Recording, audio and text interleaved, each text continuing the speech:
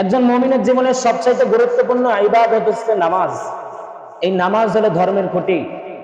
রাসূল সাল্লাল্লাহু আলাইহি ওয়াসাল্লাম হাদিসের মধ্যে বলেন, আস-সালাতু ইমাদুদ্দিন, মান আকামাহা ফাকাদ আকামাদ-দ্বীন ওয়া মান হাদামাহা ফাকাদ হাদামাদ-দ্বীন। যে রাসূল সাল্লাল্লাহু আলাইহি ওয়াসাল্লাম বলেন যে নামাজ হলো ধর্মের খুঁটি। সুতরাং যে ব্যক্তি নামাজকে ঠিক রাখলো সে তার ধর্মকে ঠিক রাখলো, আর যেই খুঁটিকে নষ্ট করলো সে তার ধর্মকে নষ্ট করলো। নামাজের কত গুরুত্ব যে রাসূল সাল্লাল্লাহু আলাইহি ওয়াসাল্লাম এই নামাজকে ধর্মের সাথে তুলনা দিয়েছেন। নামাজ হলো সর্বপ্রথম ইবাদত, যা এই উম্মতের উপর ফরজ করা হয়েছে। এই নামাজের মাধ্যমে বান্দা আল্লাহ তাআলার সান্নিধ্য লাভ করতে পারে। এই নামাজের মাধ্যমে বান্দার সাথে আল্লাহ তাআলার গভীর সম্পর্ক গড়ে উঠতে পারে। কেননা আল্লাহ পাক রব্বুল আলামিন কোরআনুল কারীমের মধ্যে এক জায়গায় বলেন, উসজুদ ওয়াক্তারিব, যে বান্দা তুমি সিজদা করো এবং আল্লাহ তাআলার নিকটবর্তী হয়ে যাও। আমরা যে নামাজের মধ্যে আল্লাহ তাআলাকে সিজদা করি, এই সিজদা দ্বারা সরাসরি আল্লাহ পাক রব্বুল আলামিনের কুদরতি পায়ে গিয়ে পড়ে। সুবহানাল্লাহ। এক জায়গায় রাসূল সাল্লাল্লাহু আলাইহি ওয়াসাল্লাম হাদিসের মধ্যে বলেন, আকরাবু মা ইয়াকুনুল আবদু মির রাব্বিহি ওয়া হুয়া সাজিদুন। রাসূল সাল্লাল্লাহু আলাইহি ওয়াসাল্লাম বলেন, বান্দা সিজদারত অবস্থায় তার রবের কাছে সবচেয়ে বেশি নিকটবর্তী।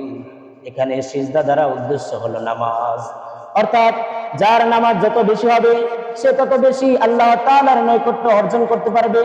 আল্লাহ তাআলা দুনিয়াতে এত ওহী হুকুম আহকাম, আল্লাহ তাআলা দুনিয়াতে এত হুকুম মাহকাম পাঠিয়েছেন। কিছু কিছু হুকুম মাহকাম আল্লাহ তাআলা হযরত জিবরাইল আলাইহিস সালাতু ওয়াস সালামের মাধ্যমে পাঠিয়েছেন, আবার ওহীর মাধ্যমে পাঠিয়েছেন। কিন্তু এই নামাজের এত গুরুত্ব আল্লাহ তাআলা দিয়েছেন যে আল্লাহ পাক রব্বুল আলামিন বিশ্বনবী সাল্লাল্লাহু আলাইহি ওয়াসাল্লামকে আরশে আজিমে ডেকে বিশেষ করে নবীকে তার উম্মতকে এই নামাজ দান করেছেন। সুবহানাল্লাহ। আল্লাহ পাক রব্বুল আলামিন বিশ্বনবী সাল্লাল্লাহু আলাইহি ওয়াসাল্লামকে যখন আরশে আজিমে ডেকে 50 ওয়াক্ত নামাজ দিলেন, 50 ওয়াক্ত নামাজ নিয়ে বিশ্বনবী সাল্লাল্লাহু আলাইহি ওয়াসাল্লাম যখন ফিরে আসতে লাগলেন, আসার পথে সপ্তম আকাশে হযরত ইব্রাহিম আলাইহিস সালাতু ওয়াস সালামের সাথে সাক্ষাৎ হলো।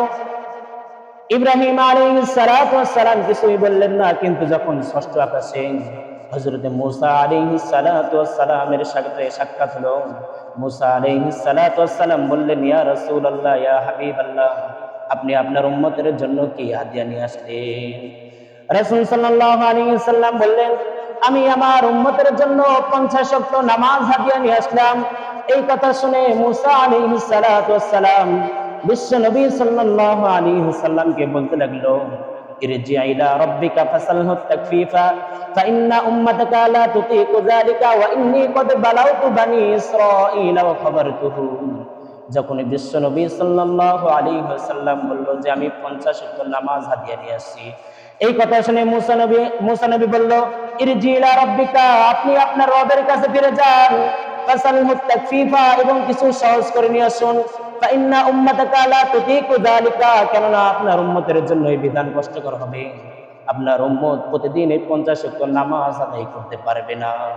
আমি বনী ইসরাইলদেরকে পরীক্ষা করে দেখেছি, তাদের উপর আমার তিক্ত অভিজ্ঞতা আছে। সেই অভিজ্ঞতার উপর আমি ভিত্তি করে আমি আপনাকে বলছি, আপনি আপনার রবের কাছে ফিরে যান এবং কিছু নামাজ কমিয়ে নিয়ে আসুন। আপনার উম্মত দুর্বল হবে, তারা প্রত্যেকদিন এই 50 ওয়াক্ত নামাজ আদায় করতে পারবে না। এই কথা বলার পরে বিশ্বনবী সাল্লাল্লাহু আলাইহি ওয়াসাল্লাম আল্লাহ পাক রব্বুল আলামিনের কাছে গিয়ে বিনীত দরখাস্ত করলেন। দরখাস্ত করে আল্লাহ পাক রব্বুল আলামিন 5 ওয়াক্ত নামাজ কমিয়ে দিলেন। আর থাকলো হলো 45 ওয়াক্ত নামাজ।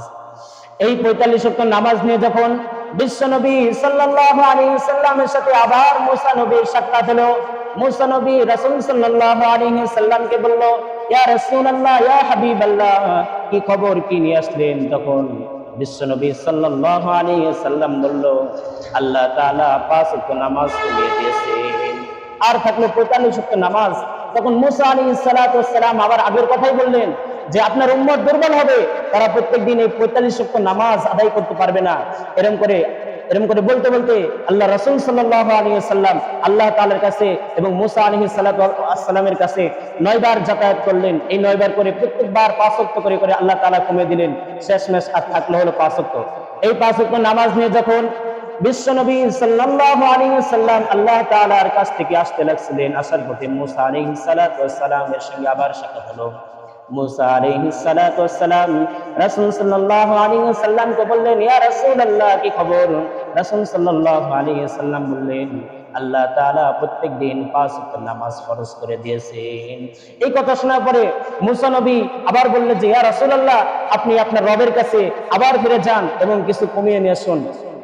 যখন এই কথা মুসা আলাইহিস সালাতু ওয়াস সালাম বলল, তখন আল্লাহর রাসূল লজ্জা বোধ করলো।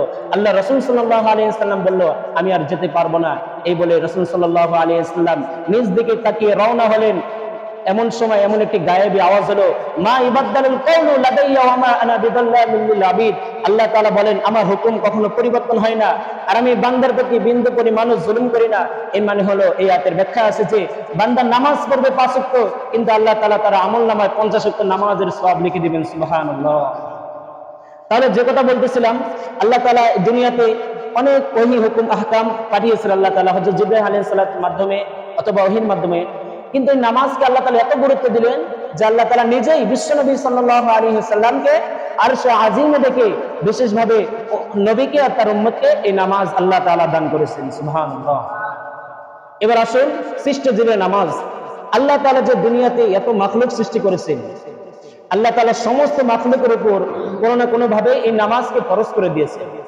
আল্লাহ তাআলার নিকট অত্যন্ত পছন্দনীয় আমল হলো নামাজ। সমস্ত মাখলুকের উপর আল্লাহ তাআলা এই নামাজকে কোনো না কোনো ভাবে ফরজ করে দিয়েছেন।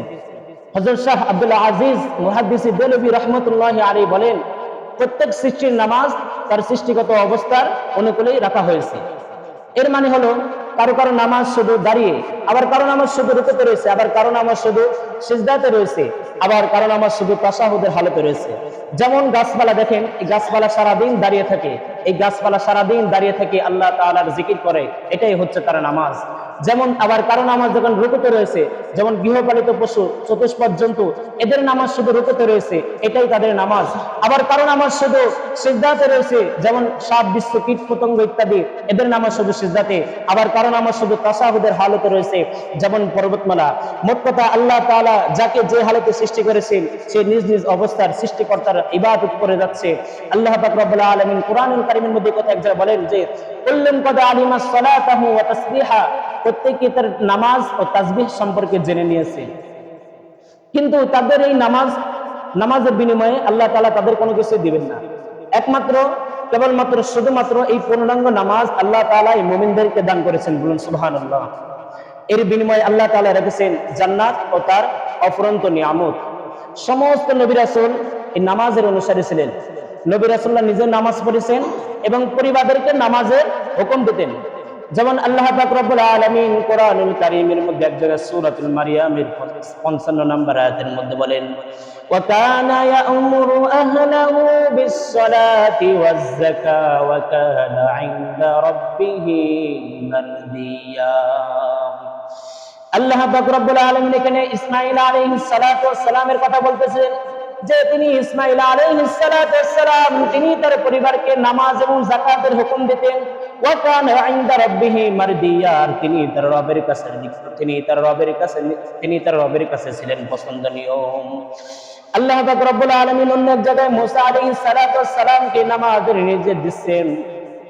যেমন আল্লাহ তাআলা সূরাতুত তাহার 14 নম্বর আয়াতের মধ্যে বলেন, ইন্নানি আনাল্লাহু লা ইলাহা ইল্লা আনা ফা'বুদনি ওয়া আকিমিস সালাতা লিযিকরি।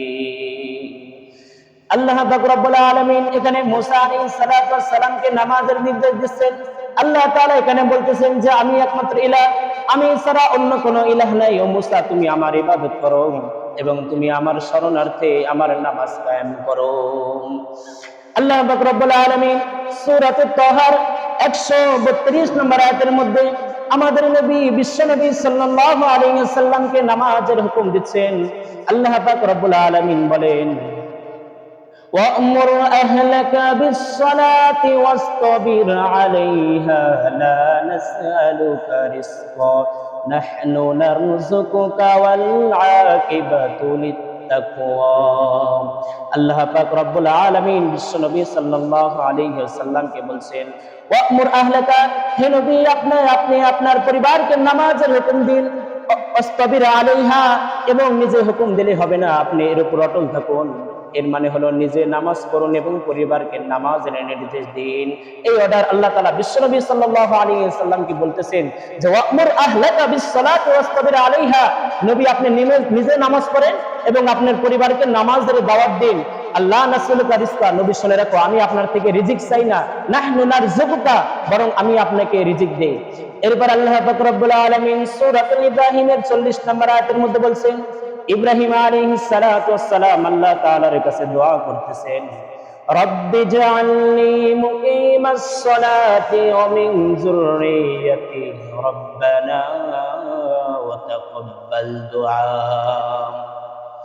ইব্রাহিম আলাইহিস সালাতু ওয়াস সালাম আল্লাহ তাআলার কাছে দোয়া করে বলতেছেন রব্বি জাআলনি মুকিমাস সালাতি ওয়া মিন যুররিয়্যাতি, হে রব আপনি আমাকে নামাজের পাবন্দীকারী করুন আর আমার সন্তানগণের মধ্যে হতে থেকে রব্বানা ওয়া তাকাব্বাল দুআ, হে রব আপনি আমার দোয়াকে কবুল করুন। তিনি এরপর আরো দোয়া করেন রব্বানা গফিরলি ওয়া লিওয়ালিদাইয়া ওয়া লিল মুমিনিনা ইয়াওমা ইয়াকুমুল হিসাব। তিনি বলতেছেন রব্বানা গফিরলি, হে রব আপনি আমাকে ক্ষমা করুন, ওয়া লিওয়ালিদাইয়া আপনি আমার পিতামাতাকে ক্ষমা করুন, ওয়ালিল মুমিনিনা এবং মুমিনদেরকে ক্ষমা করুন। কোন দিনে ক্ষমা করবেন? ইয়াউমা ইয়াকুমুল হিসাব, হিসাব কায়েম হওয়ার দিন, হিসাব যেদিন আল্লাহ তাআলা নেবে সেদিন আমাদের সকলকে ক্ষমা করে দিন। এই নামাজের এত গুরুত্ব যে রাসূল সাল্লাল্লাহু আলাইহি ওয়াসাল্লাম যখনই কোনো বিপদের সম্মুখীন হতেন সঙ্গে সঙ্গে রাসূল সাল্লাল্লাহু আলাইহি ওয়াসাল্লাম নামাজে দাঁড়িয়ে যেতেন। এমন ভাবে সাহাবা কেরামও যখন কোনো বিপদের সম্মুখীন হতেন সঙ্গে সঙ্গে সাহাবা কেরাম নামাজে দাঁড়িয়ে যেতেন। নামাজের এত গুরুত্ব এক হাদিসের মধ্যে আছে যে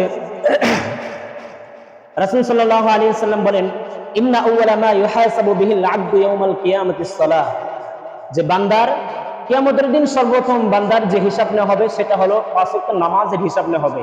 বান্দা তুমি ফরজ নামাজ আদায় করেছো কিনা এই হিসাবটা আল্লাহ তাআলা সর্বপ্রথম কিয়ামতের দিন নেবেন।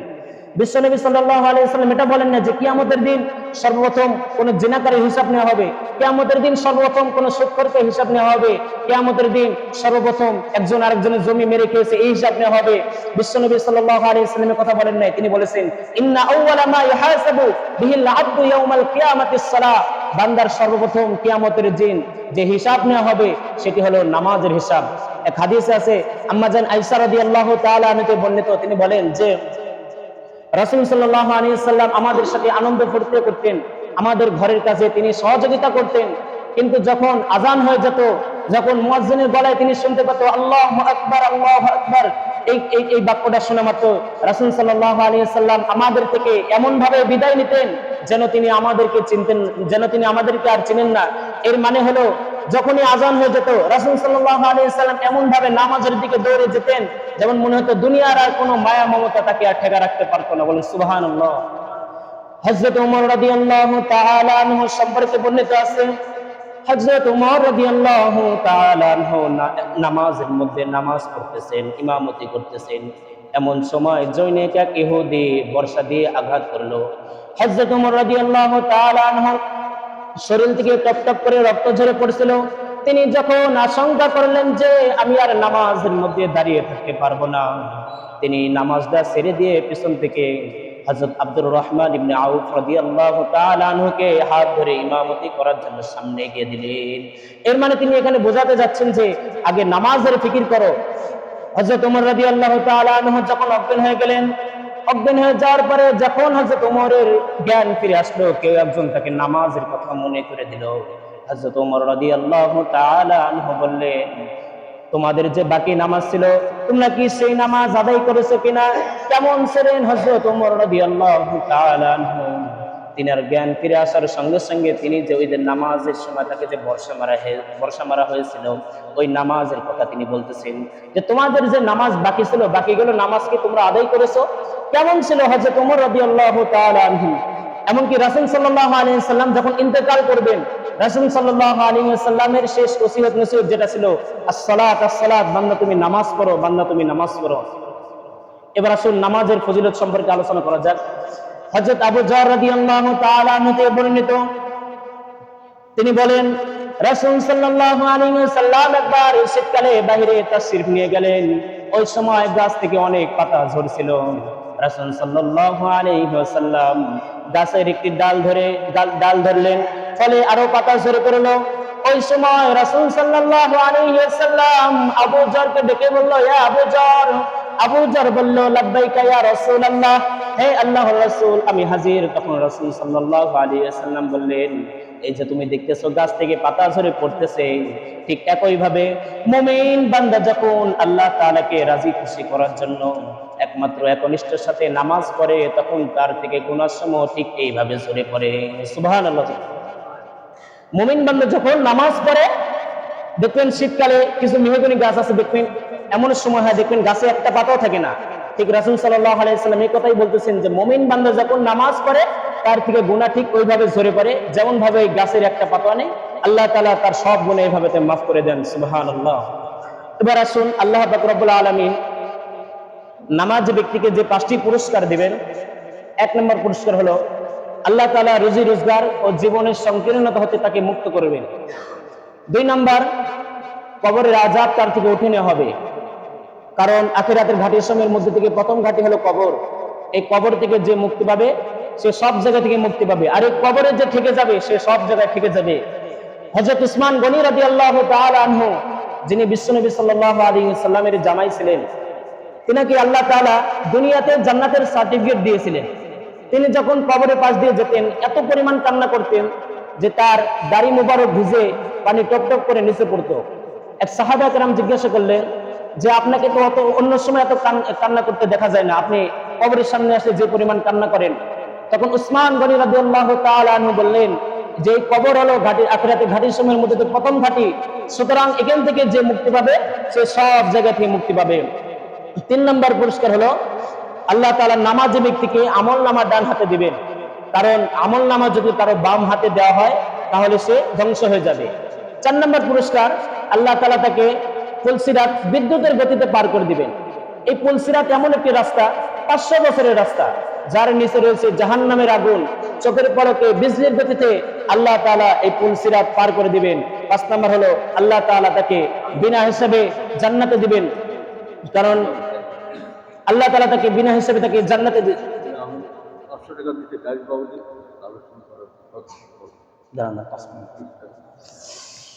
আল্লাহ তাআলা নামাজ ব্যক্তিকে 5 নম্বর পুরস্কার দিবেন হলো আল্লাহ তাআলা নামাজ ব্যক্তিকে বিনা হিসাবে জান্নাতে দিয়ে দিবেন, কারণ রাসূল সাল্লাল্লাহু আলাইহি ওয়াসাল্লাম হাদিসের মধ্যে বলেছেন, মান হুসিবা উকিবা, যার হিসাব নেওয়া হবে তাকে শাস্তি দেওয়া হবে। এজন্য আল্লাহ তাআলা নামাজ ব্যক্তিকে বিনা হিসাবে জান্নাতে দিবেন। এবার আসুন, নামাজ না পড়ার পরিণতি কি হবে? নামাজ না পড়ার পরিণতি 1 নম্বর হলো আল্লাহ তাআলা তার জীবনের যত বরকত আছে আল্লাহ তাআলা তার সব বরকত আল্লাহ তাআলা কেড়ে নেবেন, তার জীবনে সব কিছু ব্যবহৃত হয়ে যাবে। সে জীবনে যত কিছু আয় উপার্জন করুক না কেন, এই এত আয় উপার্জন করার কারণে তার কখনো চাহিদা পূরণ হবে না। 2 নম্বর, সে এমন ক্ষুধার্ত এবং পিপাসিত অবস্থায় মারা যাবে যে তাকে যদি সমুদ্রের সারা পানি তাকে পান করানো হয় তবুও তার তৃষ্ণা নিবারণ মিটবে না। 3 নম্বর, তার কবর এত ছোট হবে, এত সংকীর্ণ হবে যে এক পাঁজরের হাড্ডি অপর পাঁজরের মধ্যে ঢুকে যাবে। 4 নম্বর, তার কবরে জাহান্নামের আগুন দাউ দাউ করে জ্বলবে। 5 নম্বর, তার কবরে এমন ভয়াবহ বিষধর সাপ নিযুক্ত করা হবে যার দৈর্ঘ্য হবে 1 দিনের রাস্তা, যার চোখ হবে আগুনের মতো, যার নখরগুলো হবে লোহার মতো। সেই বজ্রের ন্যায় আওয়াজ করে বলবে, আল্লাহ পাক রব্বুল আলামিন আমাকে হুকুম দিয়েছেন আপনি ফজরের নামাজ না পড়ার কারণে সে আপনাকে জোহর পর্যন্ত কামড়াতে থাকবে, জোহরের নামাজ না পড়ার কারণে সে আপনাকে আসর পর্যন্ত কামড়াতে থাকবে, এইভাবে আসরের নামাজ না পড়ার কারণে মাগরিব পর্যন্ত সে আপনাকে কামড়াতে থাকবে। এরপর তিনি, এই সাপ হলো এমন সাপ, হাদিসের মধ্যে আছে এই সাপ যদি কোনোদিন দুনিয়াতে একটি নিঃশ্বাস ফেলতো তাহলে দুনিয়াতে আর কোনোদিন ঘাস জন্ম নিত না। এই সাপ যখন মৃত ব্যক্তিকে একটা করে কামড় দিবে, একটা করে কামড় দেওয়ার সঙ্গে সঙ্গে এই মৃত ব্যক্তি 70 হাত মাটির নিচে গিরে যাবে, আবার তাকে তোলা হবে, আবার কামড় দিবে, এইভাবে কিয়ামত পর্যন্ত তাকে দংশন করতেই থাকবে, দংশন করতে থাকবে। জোরে বলেন নাউজুবিল্লাহ। এবার আসুন যে এই নামাজি ব্যক্তিরা জান্নাতে যাবে এবং এই নামাজি ব্যক্তিরা জাহান্নামে যাবে, অর্থাৎ এই নামাজি আপনাকে জান্নাতে নিয়ে যাবে, আবার এই নামাজি আপনাকে জাহান্নামে নিয়ে যাবে। কিয়ামতের দিন নামাজি ব্যক্তিরা যখন জান্নাতে যাবে আর জাহান্নামীরা যখন জাহান্নামে যাবে, জান্নাতীরা জাহান্নামীদেরকে জিজ্ঞাসা করবে কোরআনের ভাষায়।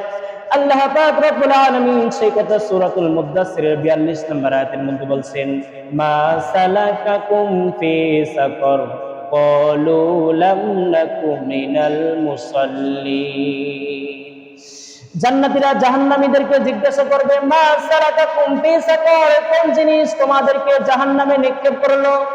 জাহান্নামীরা উত্তর দেবে, ক্বালু লাম নাকু মিনাল মুসাল্লিন, আমরা দুনিয়াতে মুসল্লিদের অন্তর্ভুক্ত ছিলাম না। মুসল্লিরা মসজিদে গিয়ে নামাজ আদায় করতো, আমরা তাদের অন্তর্ভুক্ত ছিলাম না। এক কথায় আমরা মুসল্লিদের সাথে নামাজ পড়তাম না, মানে আমি নামাজই পড়তাম না। অকুন্না নাখুদু মাআল খায়দিন, এবং তারা আরো বলবে যে অকুন্না নাখুদু মাআল খায়দিন, এবং আমরা ইসলামের সমালোচনা করতাম। অকুন্না নুকাজ্জিবু বিয়াউমিদ্দিন, তারা আরো বলবে যে আমরা কিয়ামত দিবসকে অস্বীকার করতাম। হাত্তা আতানাল ইয়াকিন, অবশেষে আমাদের মৃত্যু এসে গেছে। ইমাম আবু হানিফা রাহমাতুল্লাহ আলাইহি সম্পর্কে বর্ণিত আছে যে তিনি একদিন রাতের বেলায় নফল নামাজে সারা রাত একটি আয়াত করে কাটিয়ে দিয়েছেন নফল নামাজে। সে আয়াত হলো ওয়ামতাজিল ইয়াউমা আইয়ুহাল মুজরিমুন। আল্লাহ তাআলা সেদিন বলবেন, হে অপরাধীরা, আজ তোমরা আমার নেককার বান্দাদের থেকে পৃথক হয়ে যাও। ইমাম আবু হানিফা রাহমাতুল্লাহি আলাইহি এই আয়াত পড়েছেন আর চিন্তা করেছেন, আল্লাহ সেদিন আমাকে আল্লাহ তাআলা কোন দলে রাখবে। এই আয়াত আবু হানিফা রাহমাতুল্লাহি আলাইহি পড়েছেন আর চিন্তা করেছেন। একটু চিন্তা করুন, আমরা যদি বেনামাজি অবস্থায় মারা যাই তাহলে আমাদের পরিণতি কি হবে? আল্লাহ তাআলা আমাদেরকে সঠিক বুঝদান করুক। ওয়া আখিরু দাওয়ানা আলহামদুলিল্লাহি রাব্বিল আলামিন।